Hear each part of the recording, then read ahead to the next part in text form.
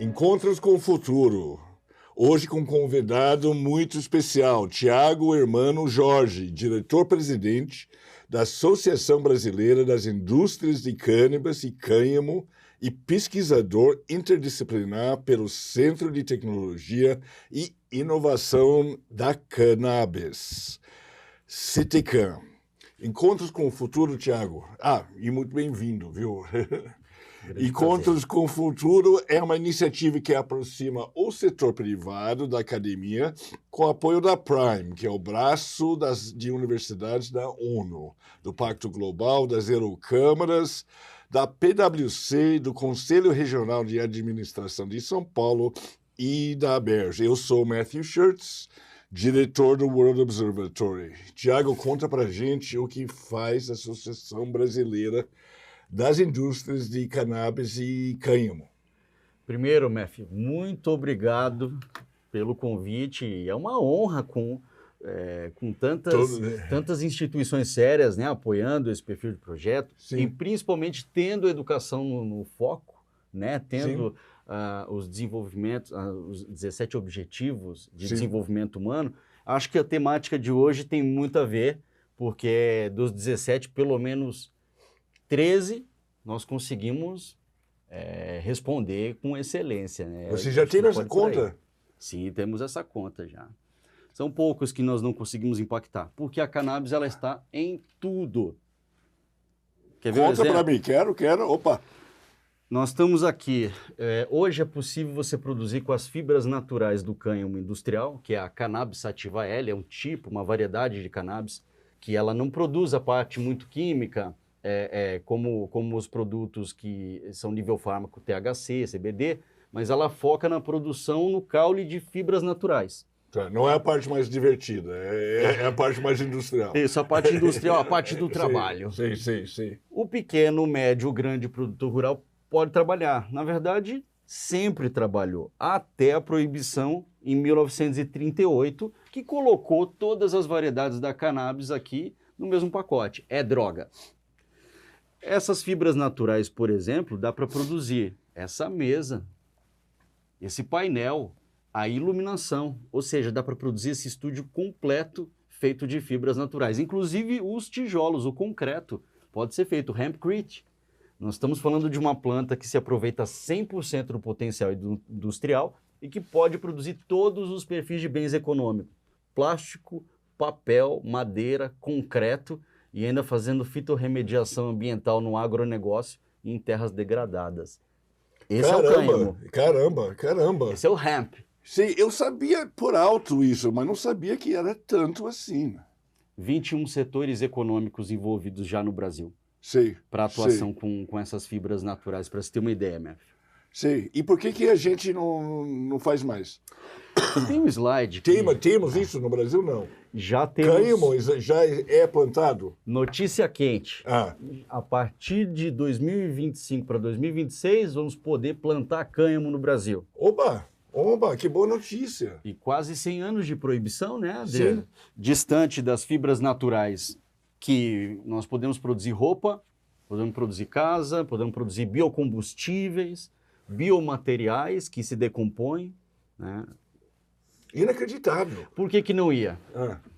Tem um slide numa apresentação que nós fazemos desde 2017 na Bicanha, o pessoal chama a gente de chato e diz assim, de novo, Tiago, falando desses números? Aí eu disse, qual é o número? 30 bilhões de dólares por ano, 190 bilhões de reais não entram na economia, você fica falando. Eu falei, pois você aprendeu. Alguém aprendeu, porque estamos repetindo isso desde 2017. Sim. E aí, quando os senadores da República, deputados e outros integrantes do governo dizem, que números são esses? Nós sempre dizemos para eles, esse é o preço do seu preconceito, senador, deputado. Esse é o valor que nós precisamos destravar com legislação e sem omissão regulatória, sem omissão legislativa, sem omissão executiva. Mas o legislativo ainda não ouviu aqui no Brasil. Quem está ouvindo é o agronegócio brasileiro. Quem está ouvindo são as universidades brasileiras e as entidades de representação social, como associações de pacientes que dão acesso à cannabis medicinal no Brasil, que é o outro foco da planta, né? Sim, a parte química. Sim. Sei, nossa, e conta um pouco de como é que anda a legislação em relação à parte química. Vamos falar aqui, nós Que estamos você então ali, chama de ó. parte química. Exatamente. É para separar o material seco ali, que é do cânhamo, que é fibra natural, Tá. sementes e grãos, da parte química, que ela é muito mais. Aqui no Brasil ela é considerada a nível fármaco. Ela está mais ligada à indústria química e farmacêutica, né? Tá. Nós temos o seguinte cenário no Brasil. Vamos fazer um recorte no tempo. 2019. 2019 surge a primeira regulamentação da cannabis no Brasil. Nós temos a RDC 327 de 2019. Tá. O que ela diz? Ela autoriza empresas pela primeira vez a trazerem os produtos de cannabis para o Brasil para atender centenas de pacientes. Hoje nós temos mais de 1 milhão de brasileiros importando produtos de cannabis no Brasil. Eu não acredito. E não pode produzir aqui. Não podia. Não podia, né? Mas nós vamos chegar 1 milhão? lá. Mais de 1 milhão, já Sim. ultrapassamos. Agora, é o seguinte, são 30 patologias diferentes ou problemas tratáveis que podem ser amenizados com o óleo de cannabis. Por que o Brasil não pode produzir? 2019 para cá, a Anvisa autorizou, então, a trazer para o Brasil, distribuir em algumas drogarias, só que ainda um número era pequeno de produto. O que ocorreu? Nós ajudamos os pacientes e outras organizações a fazer importação em outros lugares do mundo, porque tem a liberdade econômica do paciente e o médico também tem a sua liberdade de indicar os produtos que ele acha confiável. Já tinha médicos aqui no Brasil, hoje são aproximadamente 30 mil médicos que prescrevem cannabis medicinal no país. Sim. Naquele momento, abriu-se uma outra resolução, que é a Resolução 660 de 2022, hoje em dia, e que faz o acesso direto. Você pode comprar direto da indústria lá fora, ou você pode comprar pela primeira resolução, que é na drogaria. Tá. Você vai pagar hoje uma média de R$ 1.000 por frasco. Então, eu tenho aqui, por exemplo, um frasco de um produto de uma empresa uruguaia, da Ant Company. Você tem 20% de canabidiol, em 30 ml e menos de 0,3% de THC, que é a molécula controlada pelo governo, pela agência sanitária. Então, esse produto aqui, ele vai ter um custo médio chegando na casa do cidadã brasileira por R$ 1.000. No Uruguai é legalizado. No Uruguai é legalizado e eles estão fazendo exportação de produtos, registrando os produtos. Bom, R$ 1.000 para chegar.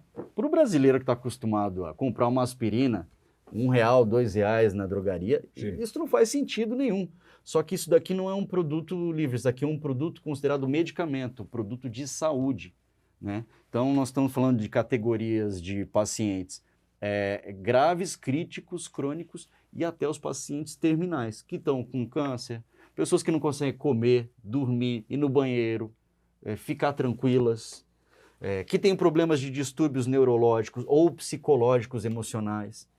Então, ou seja, esse tipo de biotecnologia está sendo redescoberta e ela vem de uma planta de 200 mil anos que está com a humanidade. 200 né? mil anos? Desde o início da agricultura nós estamos com essa planta. Né? Então, é uma velha novidade que se une, né? Felizmente, no tempo que nós estamos vivos, para transformar isso em medicamento. O Brasil, então, depois dessas resoluções, vamos dar um pulo em 2024. Tá. 2024, uma empresa de biotecnologia e motivado pela Abican e outras organizações, nós fomos até o STJ em Brasília, né, e solicitamos licenças para que empresas pudessem produzir esses medicamentos aqui no Brasil, ou seja, produzir a IFA, um insumo farmacêutico, inicialmente, e ao mesmo tempo desse espaço para pesquisa, porque não existia esse espaço.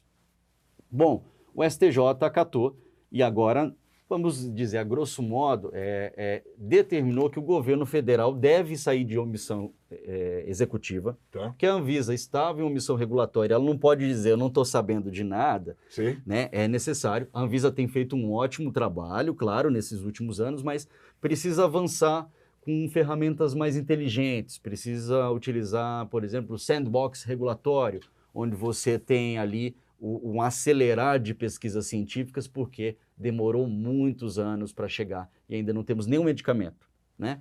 Começou em 2019, até agora temos uma pesquisa para que isso daqui se transforme em medicamento. Por enquanto é só um produto de saúde. Então, ele não entra no Sistema Único de Saúde. Entende o impacto? Entendi. Se não tem acesso no Sistema Único de Saúde, Tá. ainda não tem É um nenhuma. suplemento, por enquanto. Por enquanto, É isso? é um É suplemento controlado tarja preta. Tá. Medicamento- Suplemento controlado tarja preta. Isso. Receita realmente estrita, então ainda tem uma preservação, mas falta pesquisa. Bom, para fechar, 2024, novembro do ano passado, o STJ então determina que o Brasil tenha agora uma regulamentação para o cânhamo industrial. Só que é o cânhamo que também vai produzir psicoativo, que se você pode cruzar a semente de cannabis e cânhamo para ela produzir o óleo. Ou se você separar a genética, ela vai produzir fibras.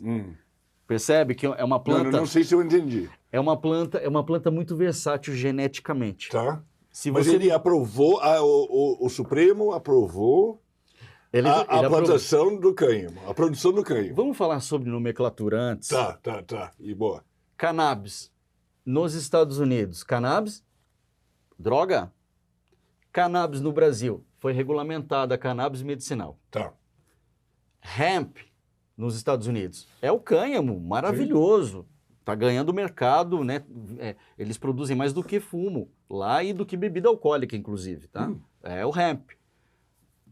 Cannabis, droga. Então, a cannabis medicinal aqui, lá seria o hemp medicinal, correspondente.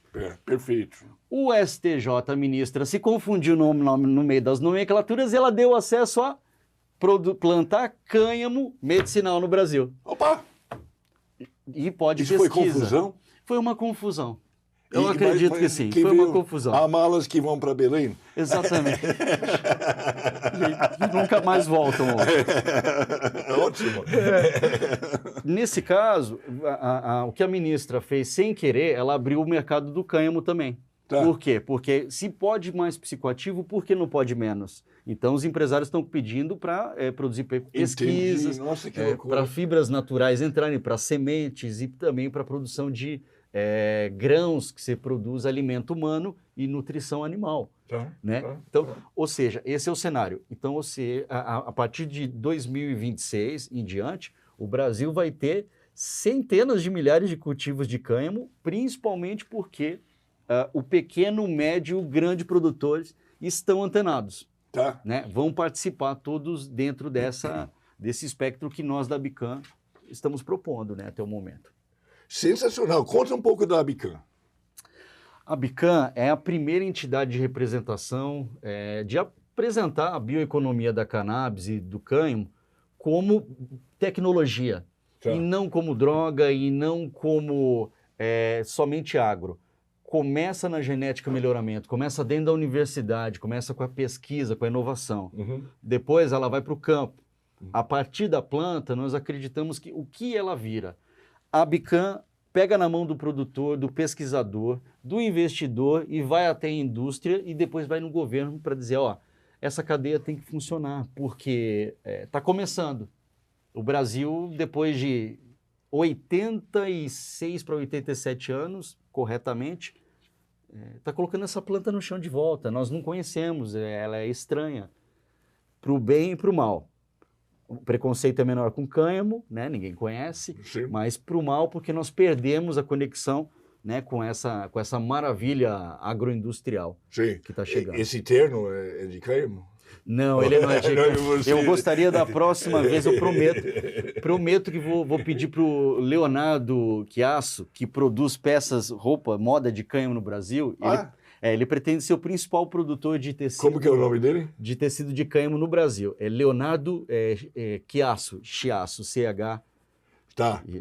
Tá bom, eu vou chamar ele para o programa. É uma pessoa muito sofisticada, né? Muito mais do que eu. Ele vai vir sim com as suas peças de cânhamo. Sensacional, sensacional. E como estamos hoje, então?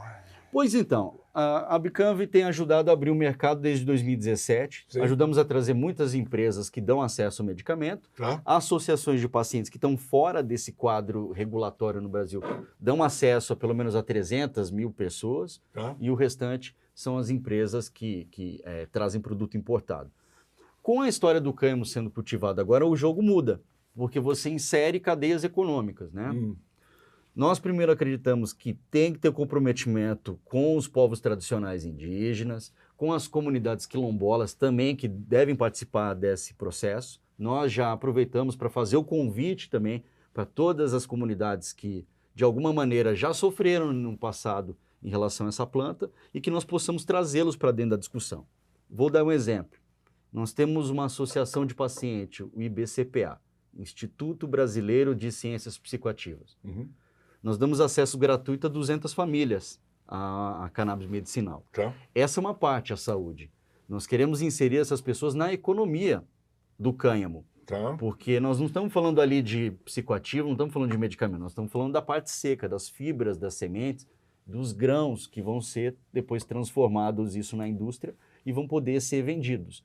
Então, quem disse que o pequeno produtor ou a comunidade, na comunidade tradicional quilombola não vão poder cultivar o cânhamo para depois fornecer as fibras para o mercado nacional? Certo, certo.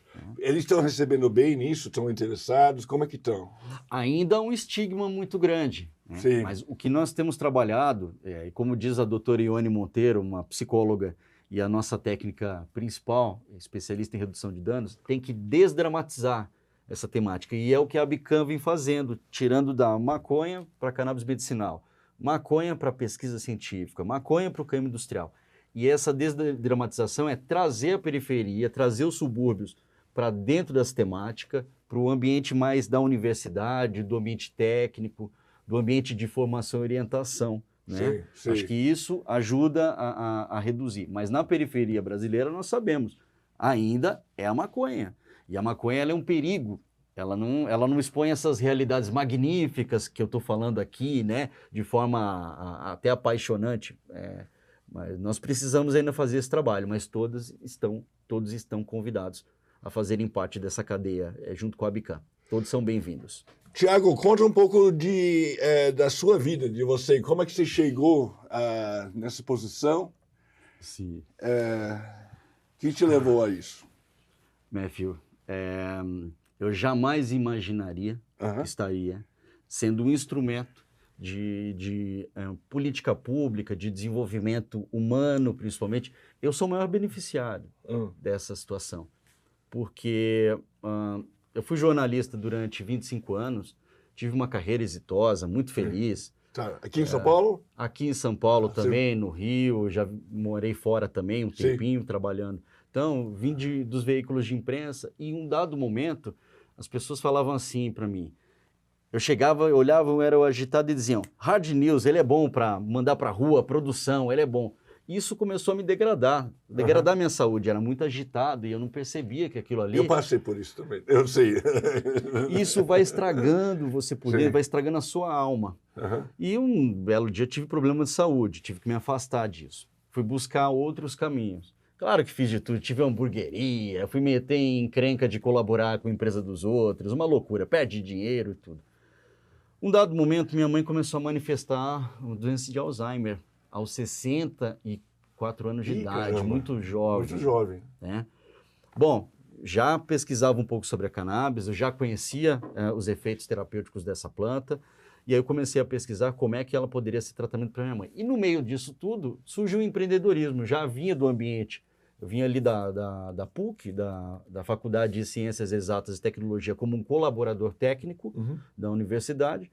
Gostava de empreendedorismo e pensei, em vez de montar uma associação de pacientes para ir lá pegar habeas corpus, plantar, a justiça ficar incomodando e todo aquele cenário, vamos montar uma entidade de defesa bioeconômica. Acho que isso a gente vai fazer um bem maior para as pessoas, dando primeiro acesso a medicamento, trazendo as empresas para darem acesso, não somos nós que damos. As empresas é que tem que dar esse acesso. Se elas não tiverem no Brasil em condições, como é que a gente vai fazer? E depois, como é que a gente transforma isso daqui em inovação saindo do Brasil? Então, nós planejamos de 2017 em diante ali a Abican, e como entidade de representação que abarca técnicos e também empresas de vários setores econômicos, do agronegócio, da área da saúde, estão todos associados conosco. As maiores empresas de cannabis do mundo estão também associadas conosco, porque eles sabem do potencial agronômico aqui no Brasil. Né? E, por fim, o centro de tecnologia é o que me move hoje de transformar o que sai da agricultura né, para que ela chegue lá na ponta do consumidor final, humanos, animais e meio ambiente, fazendo valer a pena. Por que essa planta foi plantada? Ela veio para cura. Ela veio para cura humana, veio para cura animal, ela veio para cura ambiental. É o que eu acredito, né, na máxima, falando da pessoalidade, sabe? Sim. Por isso que eu me envolvi, né, com cannabis. Então, a associação, ela promove também o uso recreativo?